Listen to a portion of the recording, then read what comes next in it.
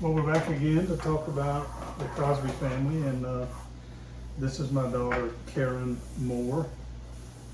She lives in South Carolina, in Casey, South Carolina, with her husband, Corey, and children, Caleb and Caitlin. And she's going to do the interview today. And we're going to talk about my early life. We've talked about historical stuff and genealogy and so forth, and we've been talking about, I talked with Katie about that on the last video. So today we're just going to pick up with me, talk about me and what life was growing up in Trussville, Alabama. So this is Karen. You want to comment on something before you start? Dude, I think this is a really interesting way to document so many things, and just in our conversation this weekend, realizing that because we don't live in town with you guys, there's a lot of things that my kids don't know about you, because we really only see you, a couple times during each year, and a lot of these kind of memories and subjects come up in more casual conversations where my kids just don't know a lot of this stuff. So this is really an exciting project to see, to see what's going on. So Yeah, so we're picking up, this is the life story interview kit, and Karen's picking up starting the first section of early life. So we'll mostly today be talking about where I began and etc. So Karen? So we talked, your last interview, you talked about a little bit about your family, your mom and dad and brother and sister, but how did you get your name? Well, as I mentioned before, my mom and daddy got married in 1946. Well, 1947 they had a baby. His name was Daniel Marion Cosby Jr., so he was named after Daddy. Mm-hmm. And he only lived about a week. So after he died, and then the next pregnancy was my sister Sue, Eva Sue, and she was born in 49. And then when I came along in 51, I'm not sure exactly why, but they didn't want to use Daniel Marion Right. Jr. again, because that name had been used. So my name's been kind of interesting.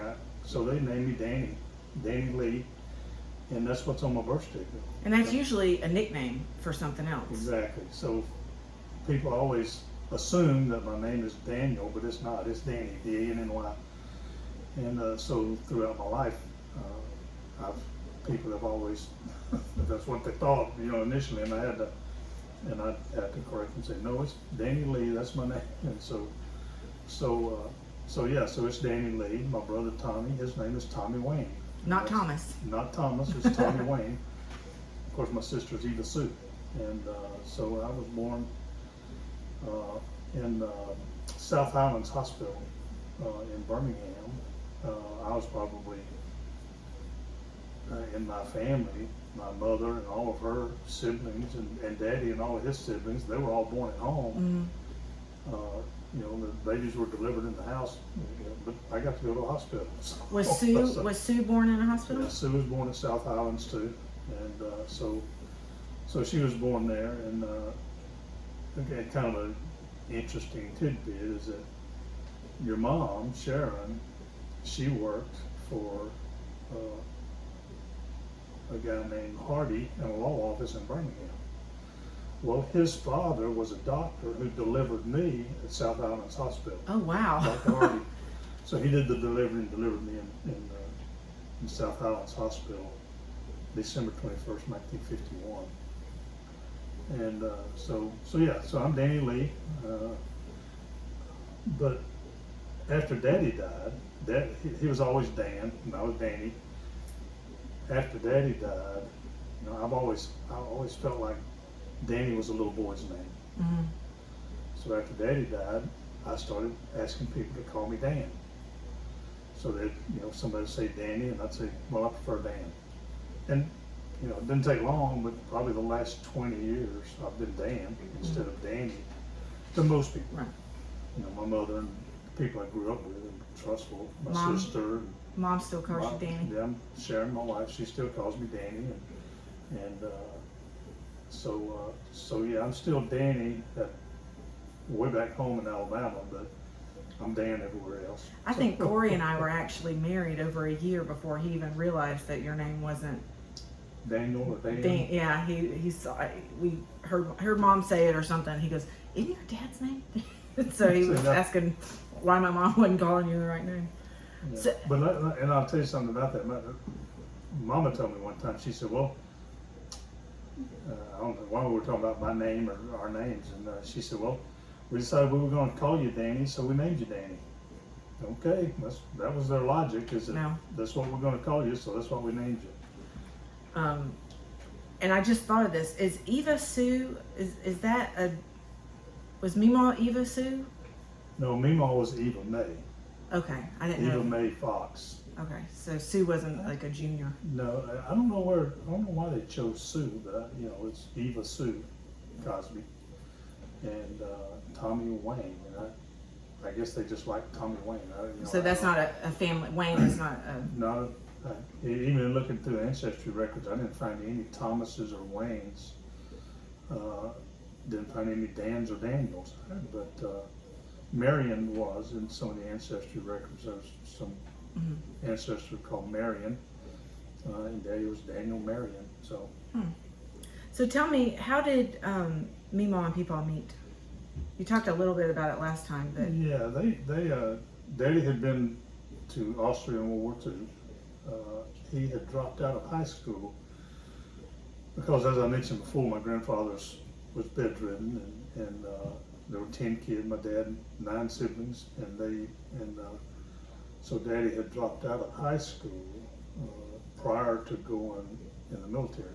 and what year did he go? Well, he went in probably in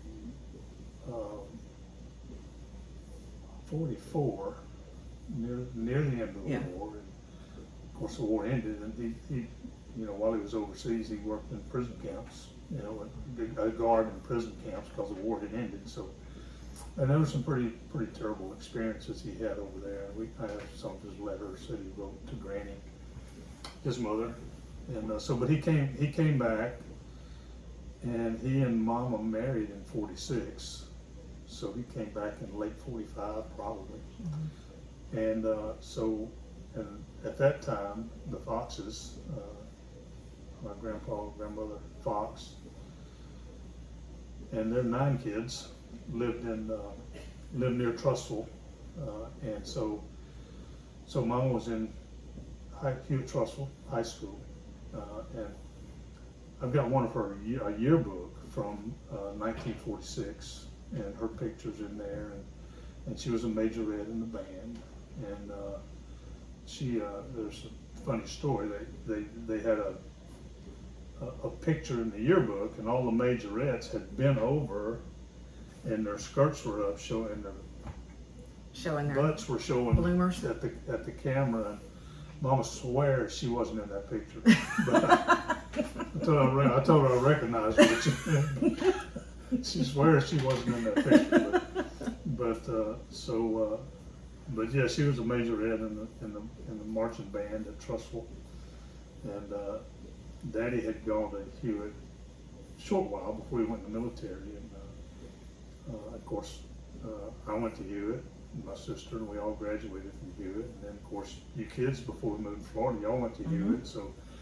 And I actually had some teachers who had been teachers when my mother was there, and so it was a family tradition, I guess. I had Miss Francis was my 5th grade social studies teacher, and she had taught you, I believe, and her husband was the pastor, Francis, at the Baptist Church. So a lot of Richard Francis was the pastor at First Baptist, and that's where we went to church as kids. Where we lived there on Van Circle, there was a cemetery behind the house, and actually the lot line was a cemetery, and there was the foundation of the original church is there, and that's where the church was. And so they built First Baptist Church was built on Church Street, on the hill, not far from there, less than a mile away. And so Mama would tell me about when they opened a new church, how they met down at the old church and all walked together up to the Like First on the Baptist, first Sunday? on first Sunday. Oh, wow. When they opened the church. So Granny was devout Christian, and they attended that little church there actually on Main Street in Trussville. Mm-hmm. And that the cemetery is right there, and that's where my older brother Daniel Marion was buried. And so anyway, Mama was going to Hewitt, and Daddy had been to Austria, and now he was home, and he went to a high school dance. Although he was not in high school, he was about the right age. I mean, he was like 18. I think he went in. He was 17 when he went in the army. And they met at the dance, and apparently romance started. 6 weeks later, 6, 8 weeks, I forget exactly, but 6 weeks later, in 1946, I think it was June or July 1946, they were married. And Mama, I look at her. I've got the marriage certificate, and marriage certificate says she was 18, but she wasn't. She was 16. And but they obviously were in love. They were married up until Daddy died. Let's see, he died in '95. They were married in 46. So whatever that is, 39, 40 years, and stayed married all that time. And lived there in Trussville, and so that's how they married. And they were all of my life. I never saw them have a crossword with each other. They didn't always agree, but they found a way to work through whatever was going on. And Daddy was a real peacemaker, and Mama was very gracious and patient, understanding. So whatever problems they had, if they had them, we didn't know about them, because they just worked together and resolved and fixed things. So Their personalities growing up, they were so opposite. Yeah. Their actual personalities. What were they like? What was it like growing up with them?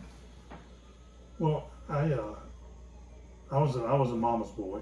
I was the middle child. Sue was 2.5 years older. Tommy was 6 years younger, and so Mom and I were always real close. And but I wasn't very close to Daddy, and I think that was. I was timid. I mean, I was really timid, growing up, and Daddy was reserved. I mean, he didn't have much to say about anything. I mean, he was very, very quiet and reserved, and I was always a little bit afraid of him, I guess. I didn't have reason to be. I mean, there's nothing that he did, but it was just being a shy kid, and Daddy didn't have much to say, and I just didn't know. I think neither one of us knew how to bridge that gap. Of course, I was a child. I didn't know, and I think because of the way he grew up and some of the harshness and difficulties he had, having to grow up fast. I mean, Daddy was, he was the primary breadwinner for a family of 9 by the time he was 18. And had been to war. And had been to, he went in. He was, I think, 17 when he went in the army. Went to Austria, was there a year maybe, and then came back, and my grandfather, of course, he was bedridden and because of a coal mining accident. My dad's older brother, a lady, James Edward, had been injured, and so Daddy came home and had to organize the family and take care of them. It's incredible to think at that age, when we have teenagers, we're still afraid to send them off to college and still tracking them on their phones, and he's supporting a family and has been to war, and it's just pretty amazing to think of those differences. Yeah, the way things have changed in 50 years is just remarkable. The jump in technology and how people interact. I mean, it's mind-boggling if you've lived through it. And but he was, but that's their personality. Mama was She was a majorette. She was outgoing. She was really pretty. I mean, Mama was a really pretty woman, and they were both. Apparently, Daddy was considered a handsome man, you know. And when they met, neither one of them was. They were both kind of small people. Daddy was smaller than I am now. You know, in high school I weighed 180 pounds. Well, Daddy never weighed more than 150, I don't think, and he's about 5'8", 5'9". I'm 5'10", and of course my children, or Josh, my son, he's over 6 foot, and all my grandsons are over 6 foot. I don't know what they're eating, but must be better than what I eat. But but yeah, they just worked together. They built their own house. They built the house on Van Circle that we grew up in, lived there till they died. You know, and that was the way things were done back then. And so that, you know, and I think at the foundation of their marriage was faith. I mean, Granny being a devout Christian as she was, and then Mama too. Mama followed right down that path. I mean, she was a devout Christian, which is always kind of odd to me that Daddy's mother had such an influence on my mother. You know, the mother-in-law. You know, and so they really, you know, got along with Granny. Granny was a real peacemaker. She could get feisty, but for the most part, she was pretty quiet. You know, and all kind, gracious. So, but that was Mom and Daddy. They would, whatever came up, they'd find a solution and work through it. And so that was just how they were. Like I say, I never saw them, you know, have an unkind word for each other or anybody else for that matter. And so they were. It was a good childhood. I can't, in no way I can complain about anything about that. We weren't wealthy. I mean, by any means, by any stretch of the imagination. Daddy was when he first came back from the Army, he was a carpenter, worked as a carpenter's apprentice, and learned some decent carpentry skills, and then he went to work for Jackson Industries in Birmingham, which was a fabrication company, and they made working with metal and working metal machines. Daddy ran a horizontal boarding mill, and they, you know, made things. They made parts for some of the first rockets that went into space. Oh wow! You know, that was what the kind of work that the mill did was they made these specialized parts that you know, were parts of whatever went out there. Daddy drilled holes in it. So. And but unfortunately, that's also the thing that killed him ultimately. I mean, he had lung cancer, is what got him. And, breathing in the metal, the dust. Asbestos work. They had made parts and had asbestos in them, and so he actually was part of the black lung settlement. Matter of fact, I got a check a couple of weeks ago. I got it, and we still occasionally get a check from the environmental litigation group that actually did that lawsuit against all the companies. Oh wow! And so Daddy was part of that, and anybody that worked in those shops and on some of that stuff, you know, they were eligible for black lung. So if they got lung cancer, which Daddy did, so he had lung cancer, and he was working in the foundries and mills, plus smoking. I mean, he smoked. They found Daddy had emphysema. He was probably about 30 when he was diagnosed with emphysema. So he quit smoking. He smoked cigarettes up to that, smoked Winston's, and he smoked cigarettes up to that. And then after they found the emphysema, he stopped smoking cigarettes, but he always smoked cigars. Yeah. You know? It's I don't inhale those things, but you know, you open the front door and you couldn't see him into the other end of the room for the smoke in the room. You know, I'm surprised Mama didn't die with emphysema or cancer from the smoke in the house. But you know. He was convinced that he was fine. Smoked King Edward cigars, you know, the big box of them, and always sitting on the counter in the kitchen where he had these cigars. Yeah. I guess he'd smoke half a dozen a day. I don't know. Wow. You know. Those boxes were always our school boxes when we went to school. Yeah. Meemaw taught us how to cover them with construction paper and decorate them, and that's what we took our pencils to school in. Yeah. So they, you know, he and but Daddy was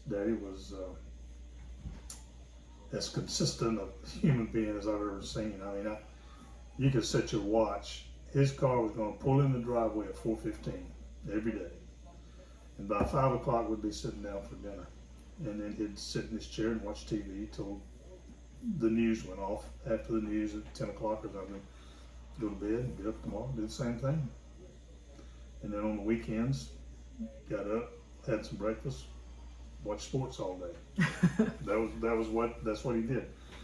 There were times that he and my Uncle Jack, who lived next door, built a cabin down on the Coosa River, so they would fish. They had a little fishing boat, and they'd go down and go fishing. A lot of weekends when they could, and so fishing was one occupation that Daddy, one hobby that Daddy enjoyed. Mm-hmm. But later in life, he didn't fish very much at all. But there was a period when that's what they did. They'd go down and catch crappie, and they'd catch a boatload of them, and so he, but he didn't have any other hobbies. I mean, he was always handy. I mean, he could do. If he could take it apart, he could put it back together. Yeah. I mean, and he, we worked on our own cars. Daddy, where I learned some of my basic skills is Daddy was a jack of all trades, and so little carpentry work. If the car needed brakes on it, you went out there and jacked it up and put new brakes on it. You didn't take them to a mechanic all the time. You worked on them. What about Meemaw? What did she? I remember hearing at one point she was a telephone operator, but then she ended up running the daycare. So how did all that happen? Well, she was a telephone operator. I guess when they first married, and that she didn't work very long. She got pregnant. She had pregnancies in a row. First there was Daniel, then Sue, and then me. And Daniel was born in 47 or early 48. I don't remember exactly. And then Sue was born in 49, and I was born in 51. So, she worked as a telephone operator there in Trussville, and it was the old telephone where you had to plug and talk to people. So she did that, and then that was kind of short-lived. And then she didn't work for a long time at all when we were little kids. And then she went to work at Smith's Pride, which is a chicken processing company. And she was in the transportation part, and she was the banker there in Trussville at the little bank. I remember that bank. When you think about a bank at that time, you go in and there's a big safe there with a big door on it, just like you see in the movies now. But she and the guy that ran the bank gave her some training in accounting. Mm-hmm. She didn't work there, but she knew him through church or something. So he gave her some training in accounting, and she worked for Smith's Pride as a bookkeeper. Okay. And so she did bookkeeping in the transportation side where the truck drivers were coming and going and traveling and all of that. And so she worked there for quite a while. And then some of the other family members had children and Mama wanted to stop working. So Scott Hollingsworth and Aunt Peggy's daughter, Cindy, they were younger than me. Scott's probably 10 years younger than me. Well, both of them probably are 10 years younger. And Peggy and Martha, that's Daddy's two of his youngest sisters, Peggy and Martha. So they needed somebody to keep the children. So while they went to work, so Mama stayed home and started keeping their two kids. Well, that went on for a little while, and next thing you know, there's somebody from church, another child's added, another child's added.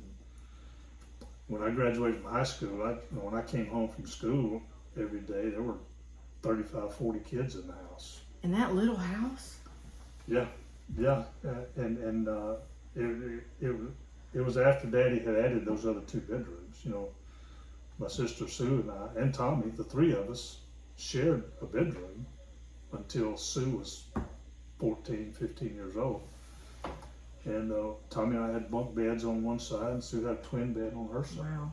And so we, the 3 of us shared a bedroom, and that had its problems. I bet.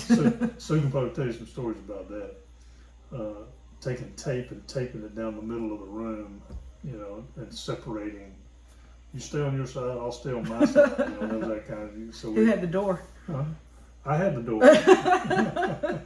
but she did have permission to practice. Gave her an easement. Yeah. So that kind of stuff went on all the time. But that little house, those bedrooms were only like 10 by 10. Yeah. I mean, they were little tiny bedrooms. And so when Sue got to be where we really needed another bedroom to expand.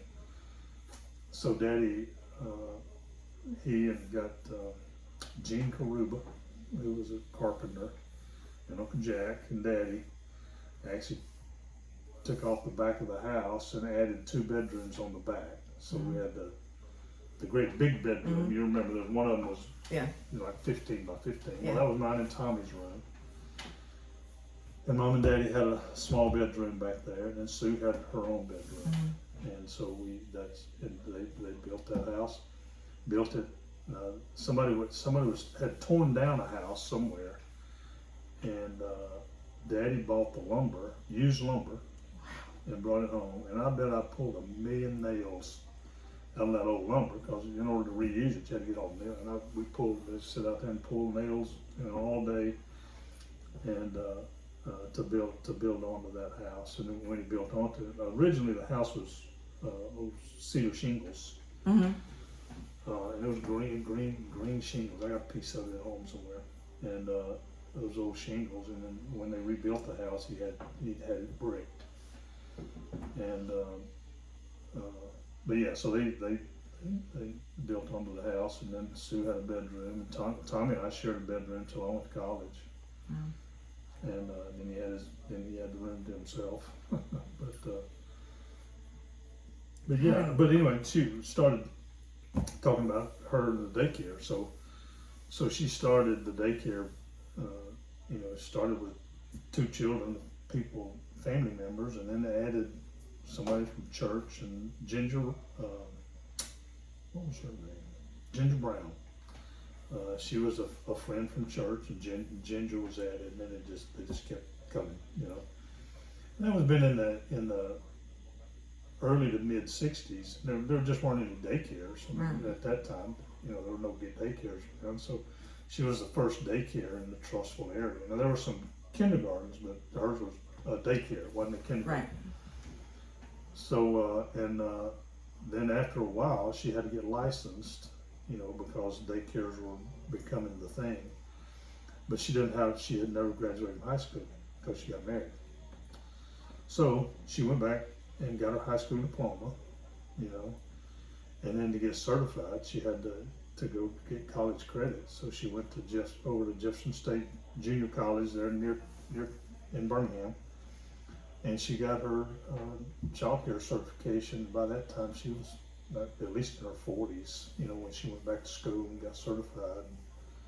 I always loved that about her, that she went back to college, because I didn't go to college, so I always thought about her going back. Yeah, so she, Mom was a good businesswoman, really good with people, and obviously good with kids. I mean, every child loved her. I mean, funny the names they went through, because in the beginning, because she started keeping 2 family members, they called her Aunt Eva.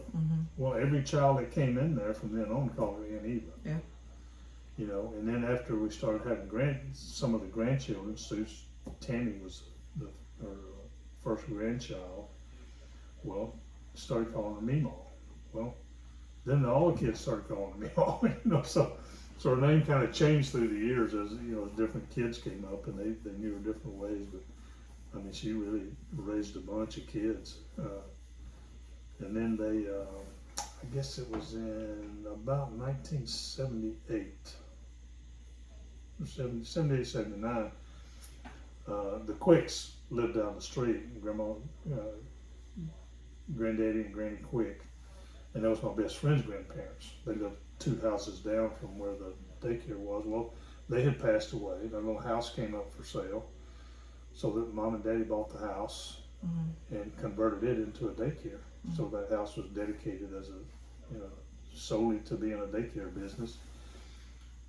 Moved all that down there, and then that grew until she was keeping, I don't know, she was licensed for, I don't know, over 100, 110 kids or something. And had 5 or 6 employees that worked for her, and, you know, keeping all those kids. And she did that till she retired finally. And kept kids, and Daddy worked with her. Daddy, if there's any construction needed to be done, Daddy built cubbies. You know what the cubbies are. Little, you know, every child had a cubby where they put their stuff every day. And the addition, all the bookshelves. Yeah, the addition to the daycare, he did all that. He put those 2 giant rooms on there. And but that's the way they were. I mean, they you know, they helped each other and participated in whatever was going on. And so she ran the daycare business. You know, all of you guys, you and your brother and sister went there, and half the kids in Trussville went there, it seems like. I still have people, whether it's on Facebook or something, you know, comment on it. And now some of my kids, guys I went to high school with, guys and girls I went to high school with, they tell me about, well, you know, my grandchildren stayed at your brother's daycare business, and you know, and so forth. So yeah. It was. Of course, now there are daycares everywhere you turn. You know, of course that one's closed. Now hers is closed, but there were daycares all over the place. You know, but it's a fun business if it's small. Not so much fun when it gets bigger. Yeah. Because it turns into, you know, complaints and problems, and you know. Yeah. She never had any, you know, major complaints. I mean, she was, any lawsuits or anything like that. Yeah. Were never, you know, that was never a problem. It's just, you know, and then you got to do billing, and you got to, you know, keep up with who pays who didn't. It just turns into a real monstrosity. I remember her going up. She would go every Saturday morning, and she got up early. She got up early and would go down the nursery and do her bookkeeping on Saturday morning before everybody, you know, before people even got up. But she was real committed to that.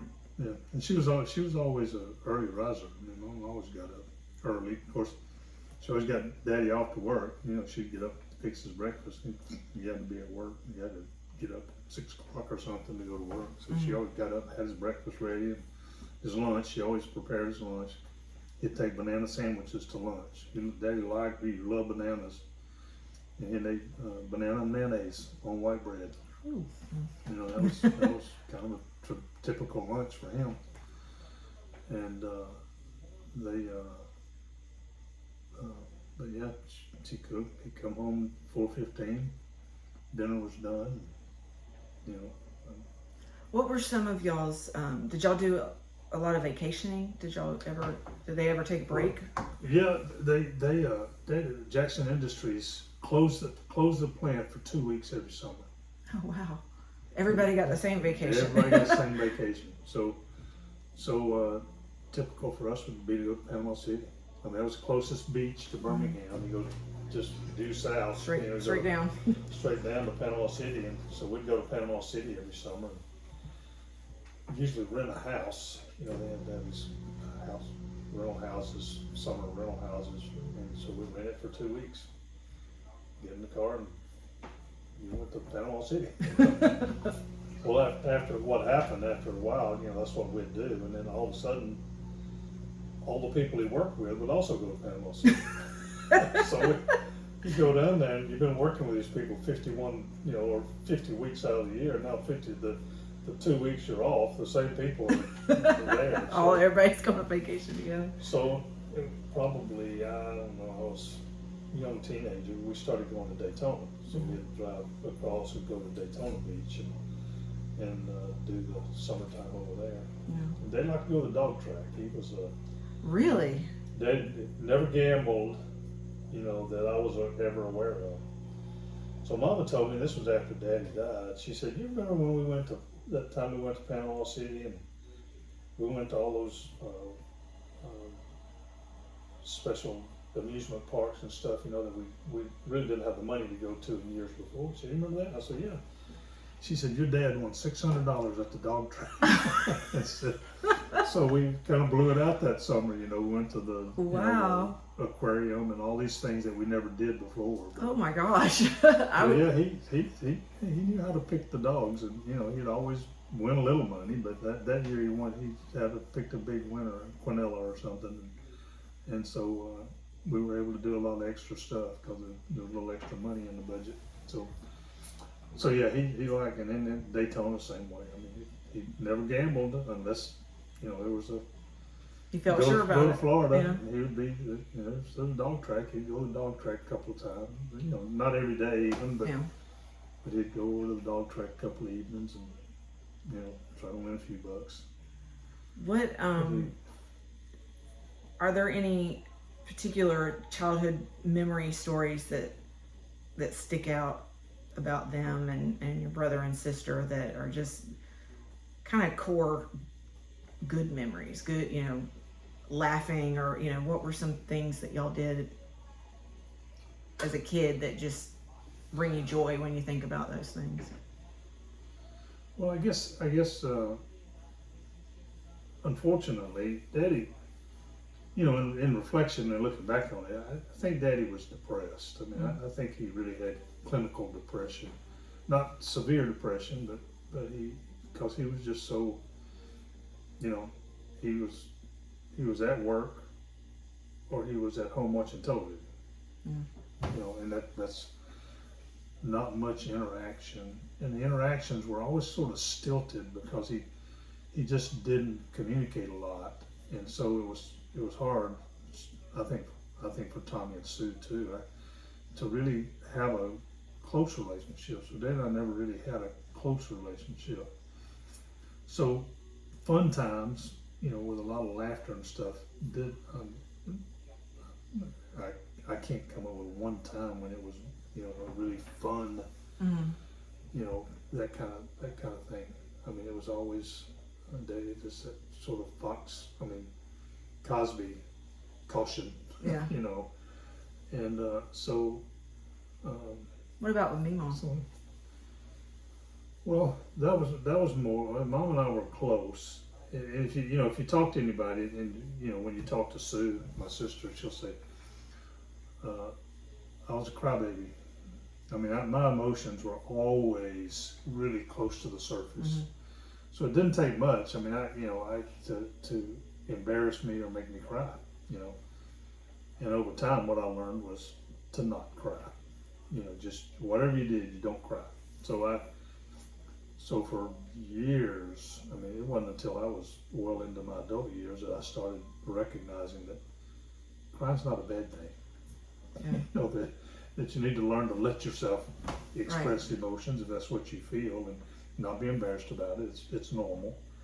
And so I think, and for me, you know, just like Daddy, my brother Tommy and I both have this conversation about depression. That we have sort of depressed personalities. I mean, we're not depressed, like, you know, we're not suicidal or anything, but we're just kind of Gray. almost too laid back. You know, it's like we see the world in gray, we see the world in black and white, where, you know, good or it's bad, and I know as an adult, I was prescribed an antidepressant at one point due to stress and stuff. And when I took that, it was like all of a sudden the world was in living color. Yeah. It's like going from a black and white world to a full color world, you know. And I think that was sort of the Cosby uh, trait, if you will. It was just so they just sort of depressed personalities that, you know, were not major depression, but it was just so. When you talk about fun times, I think, you know, I can remember times with Sue, particularly where we, you know, things that we did, and laughed and played, and then my friend Skip. Skip was they lived. His house was 3 doors down from ours. Mm-hmm. Next door to us were the Ropers. The Ropers were there was a brother and sister who lived there, and they were old. I mean, when we were there, I mean, they were old people, old folks. And then next door to them, so it was our house, the Ropers' house, and then there was Granny and Granddaddy Quick, and then the next house was my buddy Skip, and Skip and I were close friends. His mother, Skip, was the same age as Sue, so he's 2.5 years older than me. But when Mama was pregnant, and of course, my older brother Daniel would have been his age. But when Mama was pregnant with me, Skip's mother Catherine was pregnant, and she had a baby, a boy, and the Quicks, their names. His Skip older sister, they called her Scooter Quick, and he was Skippy Quick. Well, this baby was Skeeter Quick. Not their legal names. No, not their legal names. But it was actually Elizabeth and Arlie, and I don't know what Skeeter's name was. But Skeeter died. Mm-hmm. He lived, I don't know, maybe a month or two. Well, Skeeter and I would have been the same age. And so I had lost an older brother. Skippy had lost a younger brother. And I think he adopted me.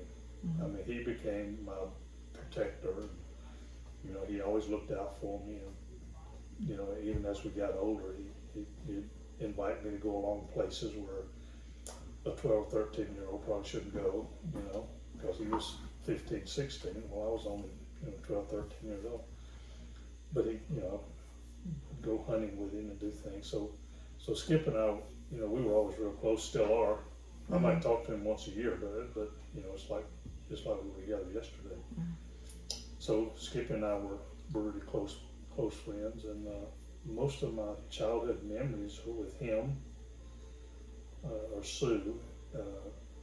My mother, strangely enough, my mother and my grandmother were also pregnant at the same time. So Sue, my sister Sue, she was born in May of 49. Well, my mother's younger brother, Johnny, was born in June of 49. So Aunt Sue's older than her uncle. She's older than her uncle by 2 months or a month and a half. And so Johnny and I were always close, and they lived close enough that I saw it every week. Later on in life, we saw each other all the time, you know, so that we were close. And so me and Skippy and Johnny, and you know, Johnny was more like an older cousin than an uncle. Never thought of him as an uncle. And so, you know, most of my childhood probably was spent with those guys, you know, just doing what boys do. Yeah. And so family was always central, but you know, you're sort of attached to these other people that filled your time. Mm-hmm. And of course, back then, you know, you could leave the house, particularly on the Saturday or in the summertime. You know, you get up in the morning, maybe grab something to eat, and you're out the door. We don't, you know, you don't come back till dark. Till dark. Yeah, you know, parents don't know where you are. They know you're out in the neighborhood somewhere, or, you know, somewhere in the community, and people would look out for you. Sometimes I think, I don't know, Mom had spies out there, because if I did something, by the time I got home, she already knew about it.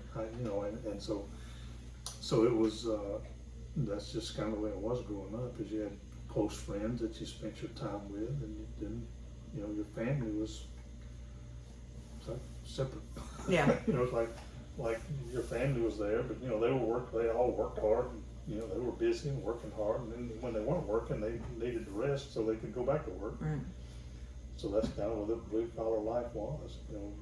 Most, I know this is true for most of my friends. We didn't have close relationships with our parents.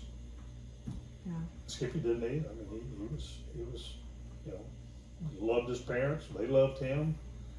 They were always, there were certain things that they did together, but it wasn't like It is now. even like you and I are. I mean, me and you and Josh and Katie, we have adult conversations and we talk and we share things about our lives and what's going on. Our parents just didn't do that. I mean, they just didn't have those kind of conversations. It wasn't normal. But then we loved each other, and that was always obvious and clear that we cared about each other and loved each other. But we weren't close in the same way. Right. I mean, it was always knew you could depend on. There was never any question. I never questioned. And this is an interesting thing I've learned. Particularly since Daddy died, I think that my relationship with God is like my relationship with Daddy. Is that one thing about Daddy? He was always present, but kind of in the background. He didn't force himself on me. He didn't, he was there. And but one thing about him that I was always sure of, he was a great provider. We never did without. We always had what we needed. Didn't always have what we wanted, but we had what we needed. And I think my relationship with God has been the same way. I know He's there. I know He's always present. I don't question His presence. And I don't question His provision.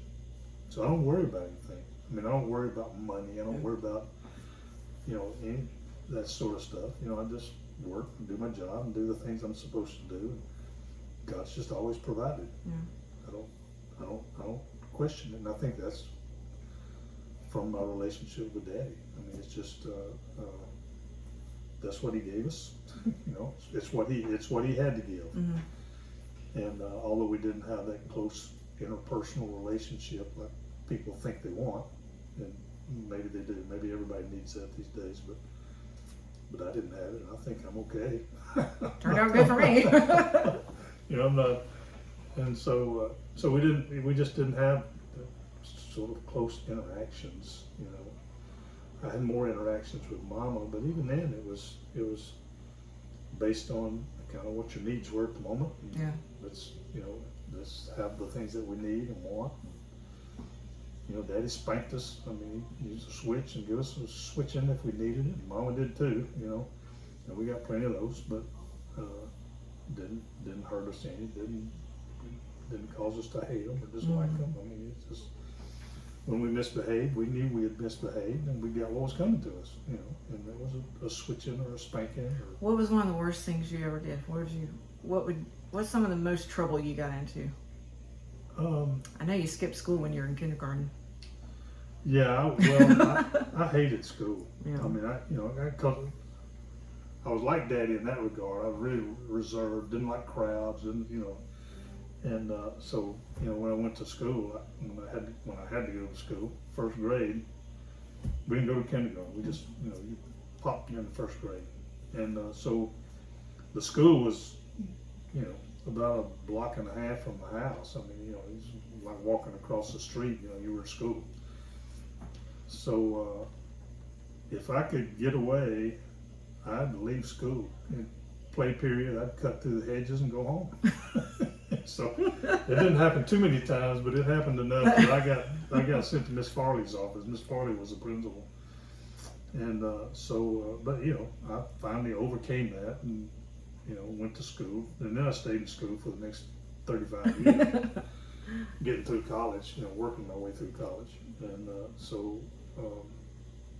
but yeah, that was I just still don't like big crowds. Just not a real social animal. can be, if have to be, but don't really enjoy it that much. But probably the one I can remember that's probably the worst case of getting in trouble was I was staying with Grandma Fox and Johnny and Buddy. Buddy's the other uncle that's about my age. Buddy's probably 10 years older than me. Johnny's 2.5 years older than me. And I'd go spend weekends with them, or sometime in the summer go spend a week over there. So we were young teenagers. I was probably 14, maybe 13, 14. And so, they had some of their friends were even older and could drive. Were driving. So I was over there with them, and this, for whatever reason, we went to Trussville for something. Now they lived, it's probably 10 miles away, and really in the country. Well, back then it was really country. I mean, it was a dirt road going to their house. There were no paved roads. And but for whatever reason, we went to Trussville. And I don't even remember how it happened, but Mom and Daddy saw me somewhere. Well, it was late at night, and so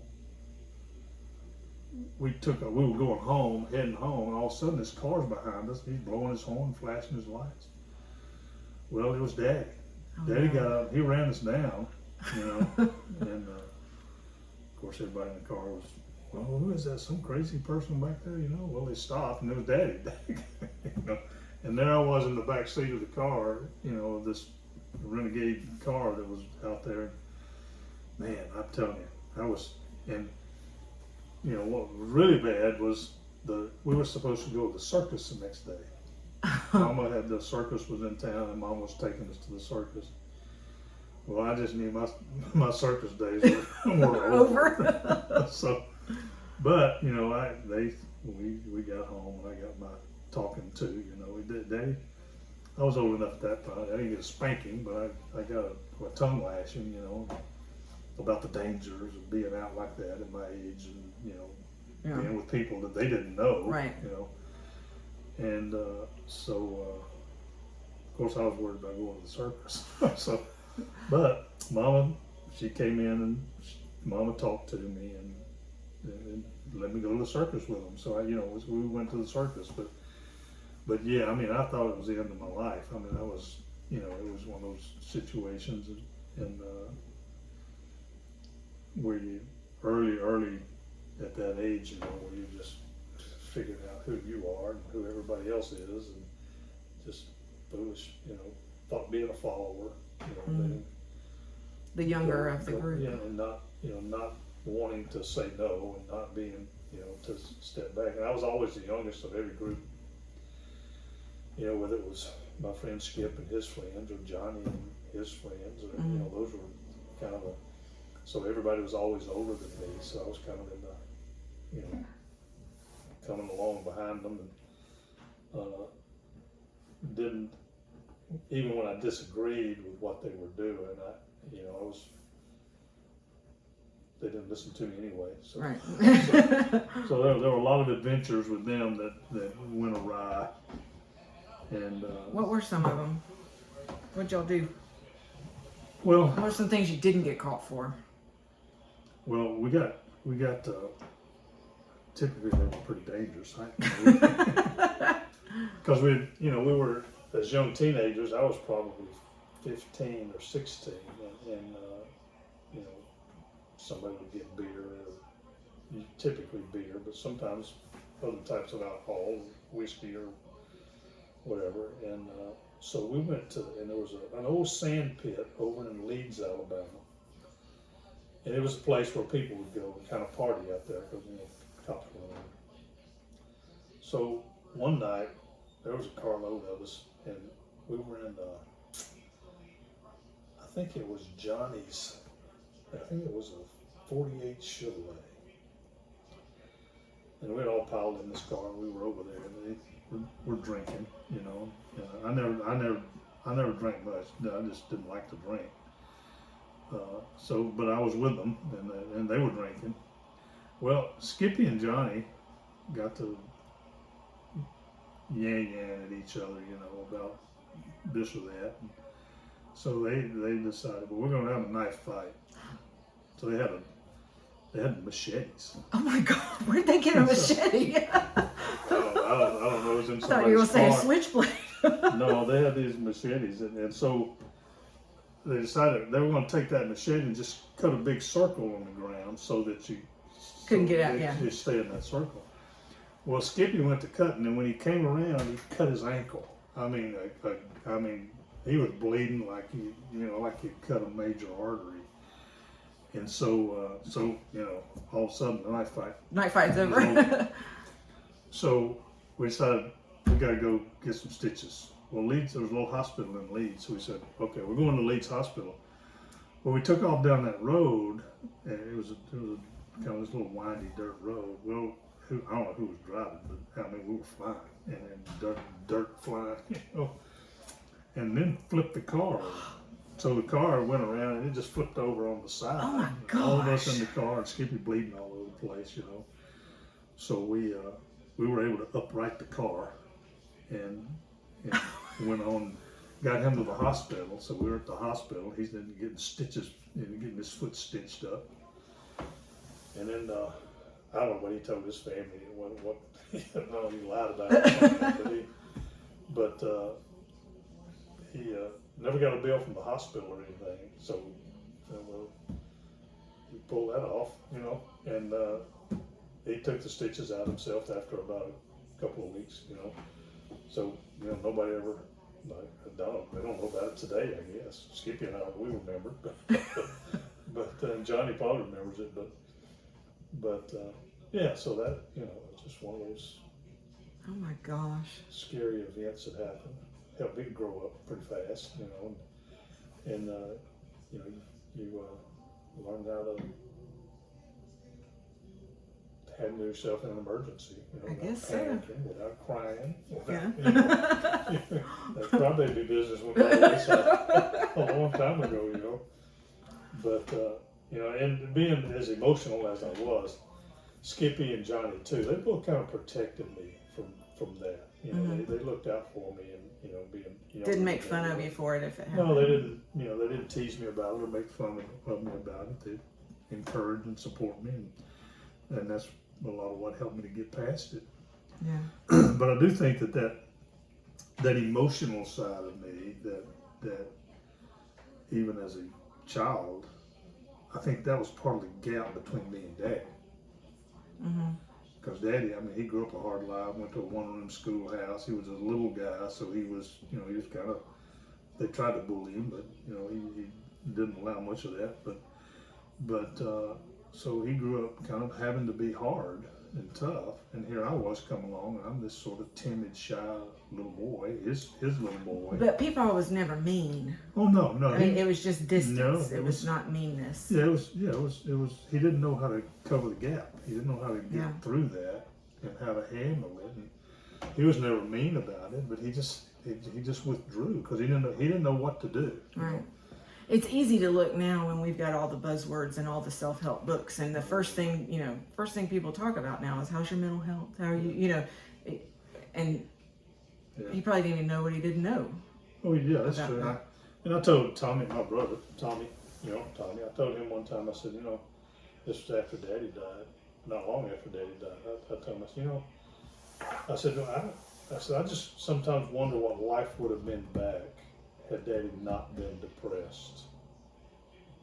Tommy thought about it a minute. He said, it might have been worse.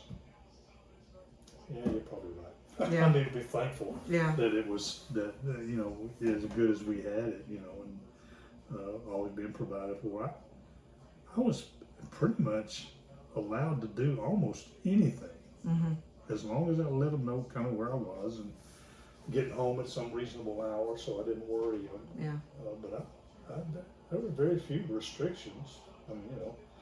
Even as an older teenager, when you left the house on Friday afternoon or early evening, they didn't know where you were, what you were doing, who you were with, you know, and so, you know, be home by midnight, and typically you just got home around midnight. Everything was good. They didn't know anything about where you'd been or what you were doing. And then kind of the weekend was the same way. Most weekends, Saturdays were repairing our cars. You know, you didn't have we didn't go to mechanics. And you know, if something wrong with your car, you got out there on Saturday and fixed it. You know, you crawled up under it and put it on the jack. You know, and you did whatever you needed doing to it. And Skippy's yard, there was a ditch, not deep, but you know, kind of a swale on the street, and you could pull your car up over that ditch and get under it. Yeah. You had to, you know, a universal joint or something you had to fix, so you could crawl under it and fix it, and that's what we did. I mean, somebody's car, everybody, be at my house fixing my car, or Skippy's house fixing his car. You had mentioned that people used to watch sports on Saturdays, and I know you played football in high school. Was there ever any opportunity, you think, to connect with your sports and his? That's probably the one place where we did connect, and I think about it now. You know, now after he passed away, you know, I spent a lot of time thinking about. I actually think about him more than I do about Mama. I mean, Mama and I was always close when she was here. There was nothing left unsaid between y'all. Right, but with Daddy, there was always that distance was always there. But yeah, when I look back on it, I played football in high school. I started in junior high and played a year in junior high, and then 4 years, 9th through 12th grade. You know, and when I look back on it, and Daddy, every practice, about halfway through the practice, about 4:15. He was standing at the fence. Watching football practice.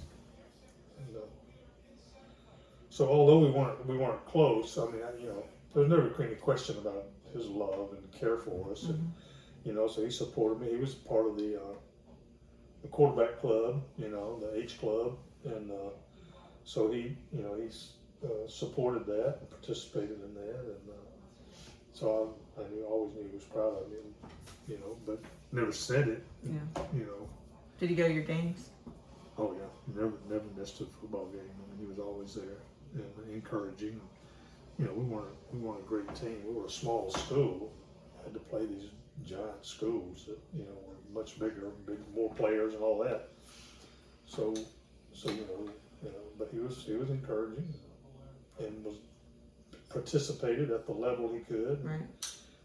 So that really, in reflection, I look back on it. I mean, that really helps me to understand him better. Yeah. And you know, if he were around, he would probably be able to understand me better too. I mean, there was just a gap. It's the difference in my. As you can see, I mean, crying is not, you know, I'm not apologizing for it because it's an emotional moment, but he just didn't understand that. I mean, it wasn't like him. I saw him cry one time, and that was when my Aunt Nina was in a car accident, and she was injured seriously, and she was in the hospital, and they weren't sure she was going to live, and he came home from the hospital and just dropped his head, he was standing in the kitchen at the little bar in the kitchen there, and kind of leaned back in, dropped his head and just cried. And only time I ever saw him cry. Never saw him cry. I really never saw him get emotional about much. Yeah. You know, I mean, he could, but I never outwardly display of anything. I mean, he just kept it all closed in. Watch sports, you know. And back then, sports was maybe a football game or two, and Wide World of Sports came on every Saturday, Sunday afternoon, you know, and they watched sports, and you know, he was always good to us and good for us, and you know, didn't have any real complaints. For a long time I did. I was, you know, and I think I kind of blamed him to say, well, you know, Daddy, it's kind of his fault that we didn't have a good relationship. No, not really. It was our fault. Yeah. You know, because I didn't know how to approach him. He didn't know how to approach me, and we just didn't know how to do that. So we didn't, and so yeah, and that was him. Mom, of course, Mom was always gracious. I mean, she just patient, understanding. She Mima always felt safe. I always felt yeah. just And a I think that's- soft place to be. Yeah, and you have to talk to her. I mean, you just felt Yeah, it was just something that she being around admitted. us, this sort of confidence and faithfulness that she exuded. That everybody, my friends, they love to be at our house. They love to be there around, Mom and Daddy. He was there, but he didn't bother anybody, and they enjoyed Mom, cut up with him, talked to him, and that was just life. It was a good life, and so yeah, that's kind of where we are. Wow. Good time over there. Well, as your child and their How much time grandchild. have we been going on here? You got your, oh wow. Yeah. We're trying to keep these to some limit. It's been an hour, so we probably need to wrap up. Yeah. And there's a lot more to talk about. We just kind of Scratching the surface. Scratching the surface, but I've been working on the first video, and I've done some editing, and I'm not editing anything out, but I'm putting basically corrections on the screen to, where I misquoted something or somebody, and that'll probably be out on the YouTube channel next week sometime. Okay. And then I'll start working on editing this one. And when I go back and listen to it, I say, well, why did I say that? Or, that name's not right. So we'll get it done. All right. That's exciting. This is us signing off. Bye. Hope you enjoy this when you get to see it. Bye-bye. Get that red square there.